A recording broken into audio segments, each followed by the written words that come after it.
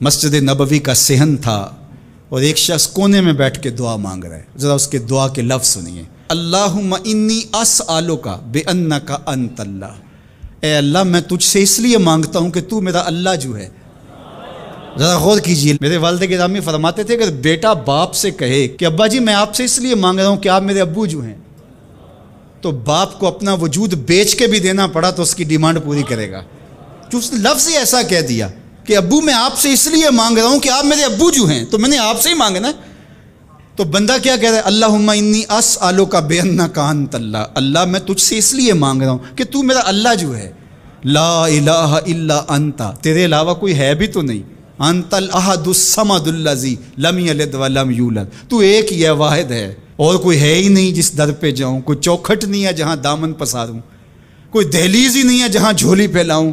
تو بے نیاز ہے اور تجھے نہ کسی نے جنم دیا اور نہ تو نے کسی کو جنم دیا. مالک میں تیرے حضور دعا کر رہا ہوں. یہ وہ دعا کر رہا تھا کہ میرے حضور نے سن لی. تو ایک صحابی کو فرمایا کہ یہ جو دعا کر رہا اب جو مانگے گا اللہ عطا کرے گا. اس نے مانگا ہی اس ڈھب سے ہے، اس ڈھب سے ہے. ایک دعا اور سن لیجئے جو سیدنا علی المرتضیٰ رضی اللہ تعالی عنہ رب سے مانگتے ہیں. اللہ اکبر. مجھے تو آج سارا دن اس دعا نے نحال کیے رکھا. یہ دعا مانگتے ہیں تو عجیب کیفیت ہوتی ہے. یا سریع الرضا اغفر لمن لا یملک الا الدعاء.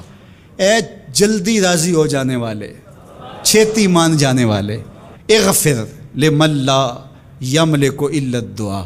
اسے معاف کر دے جس کے پاس دعا کے علاوہ سہارا ہی کوئی نہیں، جس کے پاس دعا کے علاوہ کچھ ہے ہی نہیں جو پیش کر سکے. التجا ہی کر سکتا ہے، ترلا ہی کر سکتا ہے، منت ہی کر سکتا ہے. منتوں اور ترلوں کے علاوہ جس کے پاس کچھ نہیں ہے، اے جلدی مان جانے والے اس کی مغفرت کر دے، اس کو بخش دے.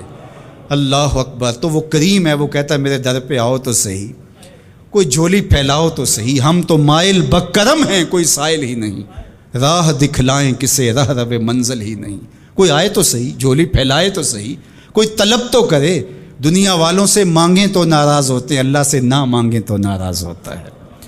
اللہ کہتا ہے مجھ سے نہ مانگو گے تو پھر کس در پہ جاؤ گے؟ قل ما یعبؤ بکم ربی لولا دعاؤکم. اگر تم نہیں مانگو گے تو پھر وہ بھی پرواہ نہیں کرے گا. تم مانگتے رہو گے، جھولی پھیلاتے رہو گے، وہ اپنی رحمتیں تمہارے دامن میں ڈالتا رہے گا. اس کے خزانوں میں کوئی کمی نہیں آتی. ہر بندے کو اس کی ڈیمانڈ کے مطابق، چاہت کے مطابق، طلب کے مطابق، آرزو اور تمنا کے مطابق دے دے. اس کے خزانوں میں پھر بھی کوئی کمی نہیں آتی. تو اسی سے مانگیں.